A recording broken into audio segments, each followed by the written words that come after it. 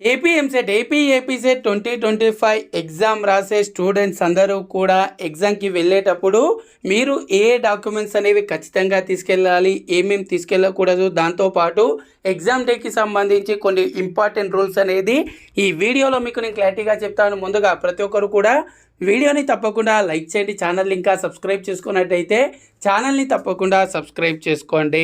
So friends, మనకు ముందుగా మీరు మీ హాల్ టికెట్ అనేది డౌన్లోడ్ చేసుకున్న తర్వాత ఒకసారి మీ హాల్ టికెట్లో డీటెయిల్స్ అన్నీ కూడా కరెక్ట్గా ఉన్నాయా లేదా అనేది 1-2 సార్లు స్పెల్లింగ్ మిస్టేక్స్ అనేవి ఉన్నాయా అనేది కూడా క్లియర్గా వెరిఫై చేసుకొని అంతా ఓకే ఉన్నట్టయితే ఓకే, లేకపోతే ఏదైనా మీకు మిస్టేక్స్ అనేది ఉన్నట్టయితే మనకి ఏదైతే హెల్ప్ లైన్కి సంబంధించి ఈమెయిల్ ఐడి అయితే ఉందో కన్వీనర్కి సంబంధించి దానికి మీరు మెయిల్ చేసి మీరు మీ డీటెయిల్స్ అనేది ముందుగానే కరెక్ట్ చేసుకోండి. ఆ తర్వాత మీ హాల్ టికెట్లో ముందుగా మీరు వెరిఫై చేసుకోవాల్సిన 2 ఇంపార్టెంట్ విషయాలు వచ్చేసి ఎగ్జామ్ డేట్, అదేవిధంగా షిఫ్ట్ అనేది చాలా ఇంపార్టెంట్. ఏ షిఫ్ట్లో మీకు మార్నింగ్ ఉందా, ఆఫ్టర్నూన్ ఉందా అనేది వెరిఫై చేసుకోండి. ఆ తర్వాత ఎగ్జామ్ సెంటర్, మీకు ఎగ్జామ్ సెంటర్ అనేది ఎక్కడ ఉంది, మీరు ఎంతలోపు అక్కడికి రీచ్ అవ్వచ్చు అనేది దానికి సంబంధించి కూడా ముందు రోజే మీరు వెరిఫై అయితే చేసుకోండి. ఎందుకంటే మనకు ఏపీఎంసెట్ ఎగ్జామ్కి వచ్చేసరికి 1 మినిట్ రూల్ అయితే ఉంది. అంటే మీరు 1 మినిట్ లేటుగా వెళ్ళినా సరే మీకు ఎగ్జామ్ అనేది రాయనివ్వరు. కాబట్టి ఖచ్చితంగా ప్రతి ఒక్కరు కూడా మీరు ఎగ్జామ్ సెంటర్కి 1.5 అవర్ బిఫోరే, ఇప్పుడు మార్నింగ్ ఎగ్జామ్ ఉందనుకోండి, 9కి ఎగ్జామ్ కండక్ట్ చేస్తే మనకు 7:30 నుండే మనకు లోపలికి పంపించడం జరుగుతుంది. వాళ్ళు 7:30కి ఎందుకు పంపిస్తారంటే చాలామంది స్టూడెంట్స్ ఉంటారు, అక్కడ సెక్యూరిటీ చెక్ ఉంటుంది. అంటే మీ ఫోటో, అదేవిధంగా మీ థంబ్ ఇంప్రెషన్ అనేది తీసుకుంటారు. కాబట్టి అక్కడ మనకు బయోమెట్రిక్కి సంబంధించి కొంత ప్రాసెస్ అయితే జరపడం జరుగుతుంది.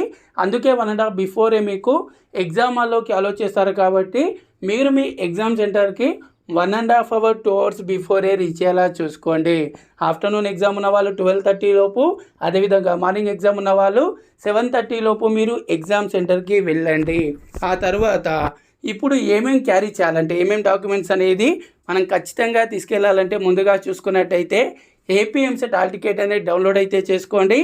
ఇక్కడ ప్రతిదీ కూడా మీరు 3-4 కాపీస్ అనేది ప్రింట్ తీసుకోండి. మనకి ఎగ్జామ్కి ఒకటే అవసరం ఉంటుంది, కానీ నేను పర్సనల్గా చెప్పేది మీరు 2 క్యారీ చేయండి. హాల్ టికెట్ అనేది, అదేవిధంగా ఏదైతే మీ ఆన్లైన్ అప్లికేషన్ ఉంటుందో అది, దాంతోపాటు ఏదైనా ఒక ఐడి ప్రూఫ్ అనేది, ఈ 3 డాక్యుమెంట్స్ అనేది ఖచ్చితంగా అవసరం. హాల్ టికెట్లో చూసుకున్నట్టయితే సిగ్నేచర్ అనేది చేయాల్సి ఉంటుంది, కానీ సిగ్నేచర్ వచ్చేసి ఇన్విజిలేటర్ సమక్షంలోనే మీరు ఎగ్జామ్ హాల్లోనే సిగ్నేచర్ అయితే చేయాల్సి ఉంటుంది. కానీ ఏదైతే ఆన్లైన్ అప్లికేషన్ ఉంటుందో అది ముందుగానే డౌన్లోడ్ చేసుకొని 1 డే బిఫోరే మీరు అందులో కింద చూసుకున్నట్టయితే అక్కడ మీకు ఫోటో అనేది పెట్టాల్సి ఉంటుంది. ఫోటో పెట్టి దాని మీద మీ ప్రిన్సిపల్ సైన్ కానీ, గెస్టెడ్ ఆఫీసర్ సైన్ కానీ తీసుకోవాలి. అలాగే అందులో సిగ్నేచర్ వచ్చేసి ఇన్విజిలేటర్ సమక్షంలోనే మీరు సిగ్నేచర్ అయితే చేయాల్సి ఉంటుంది. లెఫ్ట్ హ్యాండ్ థంబ్ ఇంప్రెషన్ అనేది మీరు అందులో లాస్ట్లో ఇవ్వాల్సి ఉంటుంది. ఈ 3 డాక్యుమెంట్స్ అనేది ఇక్కడ మనకు ఏదైతే మీరు హాల్ టికెట్ అనేది డౌన్లోడ్ చేసుకున్నా సరే కింద క్లియర్గా ఇంపార్టెంట్ ఇన్స్ట్రక్షన్స్లో మెన్షన్ అయితే చేయడం జరిగింది. 1-2 సార్లు మీకు డౌట్ ఉన్నట్టయితే ఇన్స్ట్రక్షన్స్ అన్నీ కూడా మీరు ఇప్పుడు హాల్ టికెట్ అనేది ఓపెన్ చేసి చూడండి. సో ఈ 3 క్యారీ చేయాల్సి ఉంటుంది. దీంతోపాటు ఏదైనా బ్లూ ఆర్ బ్లాక్ పెన్ అనేది క్యారీ చేయాలి. మరి ఇప్పుడు ఏమేమి క్యారీ చేయకూడదంటే ఎలాంటి ఎలక్ట్రానిక్స్ గ్యాడ్జెట్స్ కానీ, వాచెస్ కానీ, దాంతోపాటు రఫ్ పేపర్స్ కానీ మీరు క్యారీ అయితే చెయ్యొద్దు. మీరు ఇవి క్యారీ చేసినట్టయితే అక్కడ మీకు లోపలికైతే అలో అయితే చేయడం అయితే జరగదు. సో రఫ్ పేపర్స్ మరి మాకెలా అంటే, రఫ్ పేపర్స్ అనేది మీరు ఎగ్జామ్ హాల్లోకి వెళ్ళిన తర్వాత అక్కడ మీకు వాళ్ళే ప్రొవైడ్ అయితే చేయడం అయితే జరుగుతుంది. మీరు వాటిని యూజ్ చేసుకొని మళ్ళీ ఖచ్చితంగా ఇన్విజిలేటర్కి అయితే ఇవ్వాల్సి ఉంటుంది.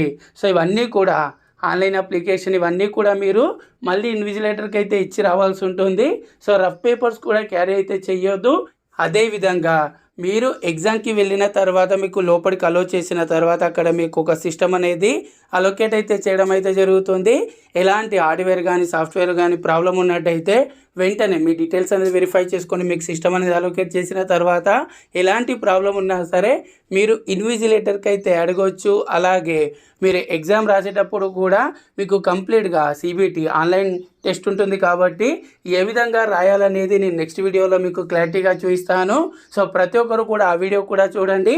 ఈ వీడియో అనేది మీకు యూస్ఫుల్గా అనిపిస్తే తప్పకుండా లైక్ చేయండి. ఛానల్ ఇంకా సబ్స్క్రైబ్ చేసుకున్నట్టయితే ఛానల్ని తప్పకుండా సబ్స్క్రైబ్ చేసుకోండి. Thanks for watching. జై హింద్.